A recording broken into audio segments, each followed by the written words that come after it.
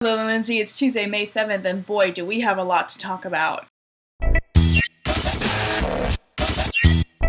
I'm very aware that I didn't get a chance to post on Friday, and I know what my punishment is already thanks to you, and I'm fully aware that I'm not doing said punishment, but I have other things that I need to talk about. First of all, this week is crazy pants. Tonight's going to be the last overnight rotation that I'll do for a while, at least for the summer anyway, and I just wanted to reflect on some of the things that I've learned while working on the overnight shift. That hygiene after 2 a.m.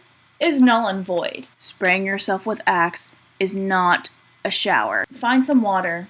Buy a bar of soap. Don't buy a pack of cigarettes, buy some soap because you stink. The second thing that I've learned, and you've probably seen this in the past videos, is that if you have boobs, it really doesn't matter how ugly you look. But while people may say crazy things and they may do crazy things, it still doesn't top the things that I've seen. Now, I've seen some crazy things in my lifetime, but Lindsay, I kid you not, the craziest thing that I ever saw on the overnight shift happened 2 nights ago. As per usual, people were coming in, they were drunk, they were stupid, and this one dude comes in and he starts asking me about who I know, who's this, who do I hang out with, and I'm just kind of like, this, that person, and, hey. So anyway, this guy starts to ask me certain questions, such as this.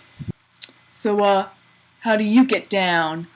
I don't understand the question. What do you do? Like, you do drugs? I don't really do drugs. No, I drink. I drink a lot, but I don't do drugs. I mean, hookah's nice and pot one time, but no, I don't, not for me, but cool if you like it. Oh, well, that's not all that I do. And then the next thing he does blows my freaking mind. He reaches into his pocket and he exposes a needle. And I'm just like, okay.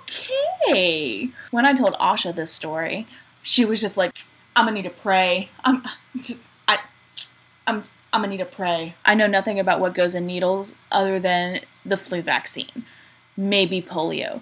But drugs? I don't know anything about that. Whatever he was on must have been great. So to get back onto my crazy week that I have going on, when I got off work this morning, I went on a crazy adventure with Asha. One of our friends was having car trouble, and so we had to drive her to her car. And so we went on an adventure to Durham. And while we were in Durham, I started thinking Tiffany, the friend who was in trouble, was going on about how certain people she just couldn't depend on, and people who she gave everything for, and how she works hard for them and they give her nothing in return, that people who she doesn't even know are helping her, and how it's just so unfair. And it is a little unfair because relationships are important, and I think a lot of times we forget that. Honestly, the key to any relationship lies in 2 words: toilet seats. It doesn't actually lie in toilet seats. There's an extended metaphor that I'm getting ready to explain. Think about toilet seats in real life and how a man and a woman bicker over toilet seats. The woman is always like, why can't you put the seat down? The man's always like, why can't you put the seat up?